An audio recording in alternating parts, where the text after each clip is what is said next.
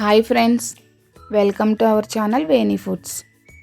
ఈరోజు ఈ వీడియోలో అందరికీ ఎంతో ఇష్టమైన గుత్తి వంకాయ కర్రీ అండి.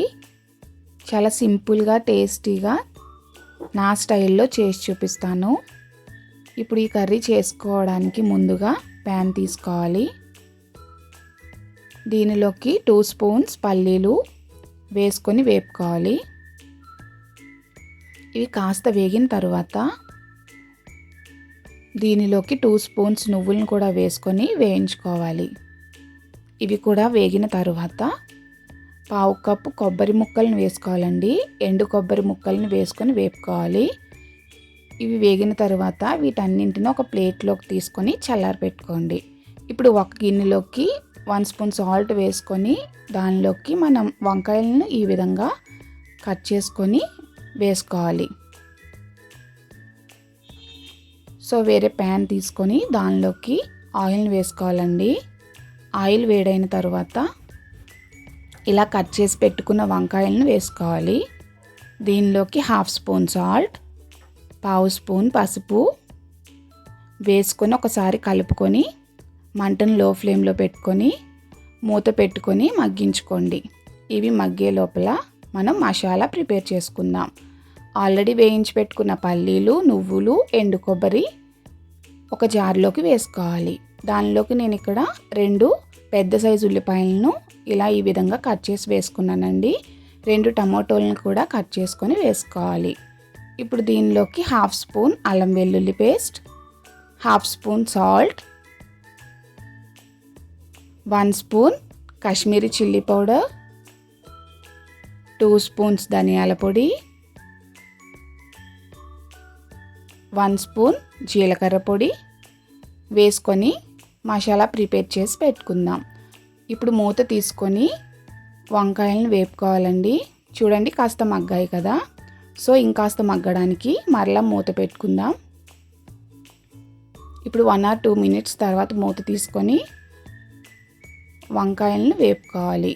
చూడండి వంకాయలు ఇలా వేగిపోయాయి కదా. వీటిని పక్కన పెట్టుకుందాం. ఇప్పుడు వేరే ప్యాన్ తీసుకొని దానిలోకి ఆయిల్ పోసుకోవాలి.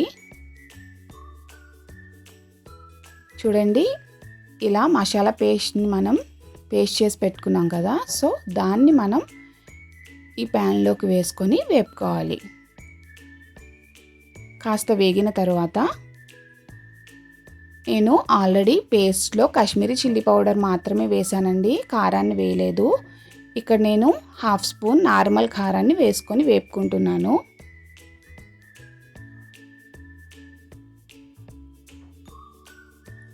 ఇదంతా బాగా వేపుకోవాలండి.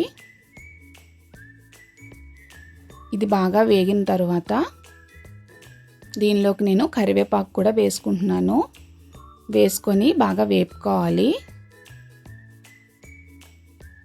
ఇప్పుడు దీనిలోకి ఆల్రెడీ మనం మసాలా పేస్ట్లో 1/2 స్పూన్ సాల్ట్ వేసాం కదా. ఇప్పుడు దీనిలో కూడా 1/2 స్పూన్ సాల్ట్ వేసుకొని వేపుకోవాలి. ఇలా వేగిన ఈ మసాలాలోకి ఆల్రెడీ వేయించి పెట్టుకున్న వంకాయలను వేసుకోవాలండి.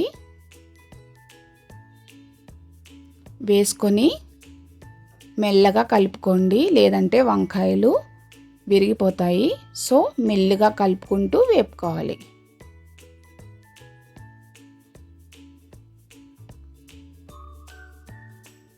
ఇప్పుడు దీనిలోకి కొంచెం చింతపండు రసాన్ని కూడా వేసుకొని కలుపుకోండి. టేస్ట్ చాలా బాగుంటుంది.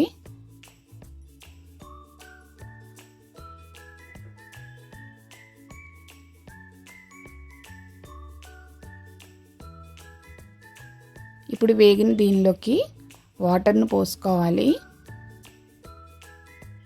ఇప్పుడు మూత పెట్టుకొని లో ఫ్లేమ్లో ఉడికించుకుందాం. చూడండి కాస్త ఉడికింది కదా. సో మరలా కలుపుకొని మూత పెట్టుకొని ఉడికించుకోవాలి.